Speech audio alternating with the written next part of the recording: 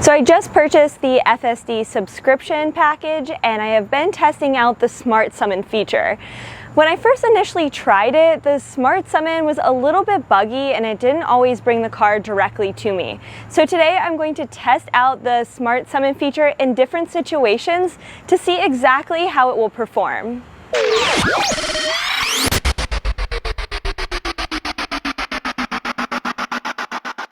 So the first place we're at here today is Dick's. Tom and I had to run in really quick to see if they had a few things, so we thought it was a great place to start. Now it's a little bit later today on a Sunday, so there's not a lot of people here, so we thought it might be a good first try, and then we're gonna move to a little bit busier of an area afterwards. Our car is parked over there, and so I'm going to use the app now to call the car. Okay, so I'm gonna hit the summon feature, and then it's going to connect to my vehicle. So now when I'm on the app, I'm just going to hit Smart Summon and then hold the button that says go to target. So right now the car is going to turn on.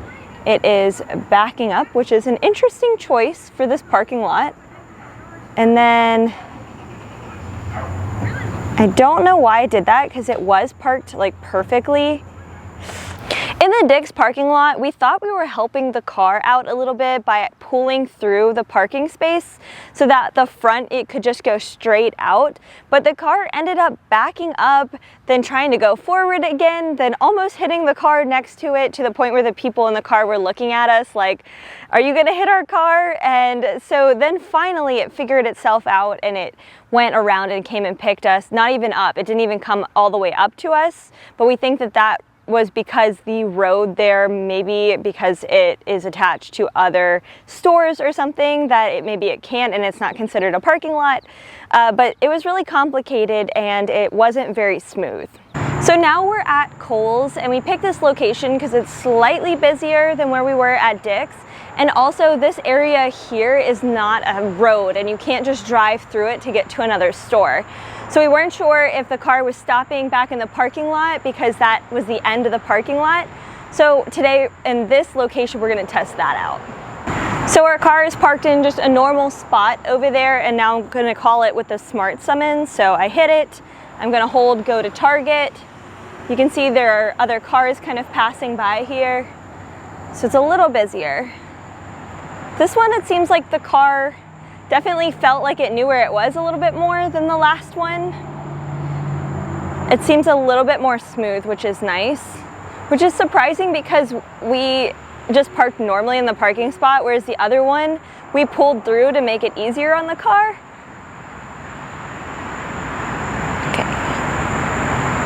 Okay, so let's see if it stops here. Ooh.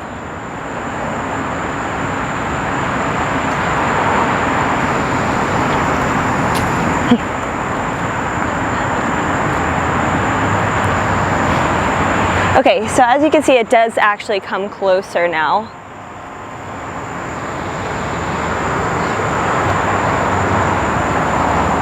And it pulls up right here. That was pretty great. For the Kohl's parking lot, that one was slightly busier than the Dick's parking lot. When we pulled in so the front was to the curb, just like we would typically park, and that seemed to work out better. The car then knew to back out, and it backed out pretty smoothly and then came to us.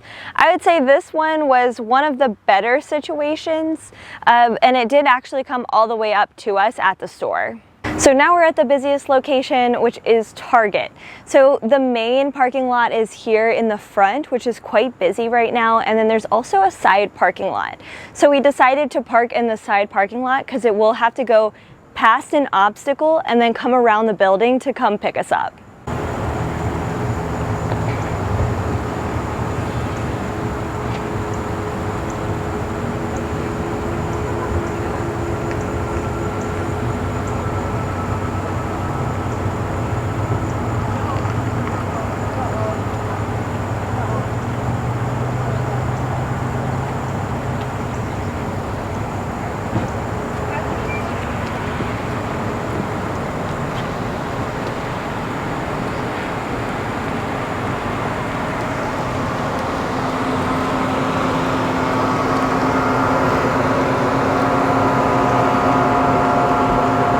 Surprisingly, Target was the best example of smart summon.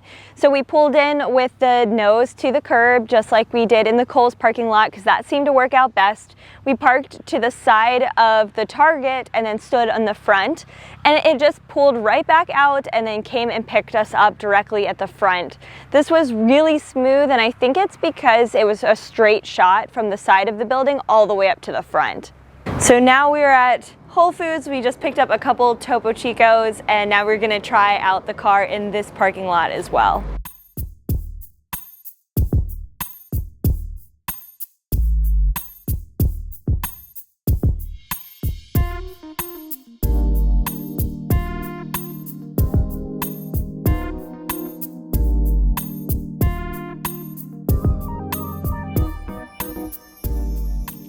In the Whole Foods parking lot, the car was really confused as to when it could go and couldn't go.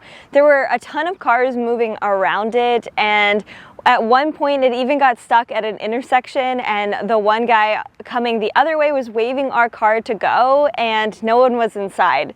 So that one was a little stressful because I wasn't really sure what to do. That guy was waiting for our car, and then our car wouldn't go because it did see that car. So it was a little bit of a complicated situation, and then our car never actually came fully to us. Now we're at a standalone building, so this is a Chili's. Instead of being in a strip mall, we'll see how the car does when it's just parked at one standalone building. We've actually parked now in the very back, and then we're going to summon the car from the very front of the building. Then in the Chili's parking lot, we parked in the back. The Chili's was a standalone restaurant when we were typically testing it out more in kind of strip mall type situations. So we were interested to see what that would look like.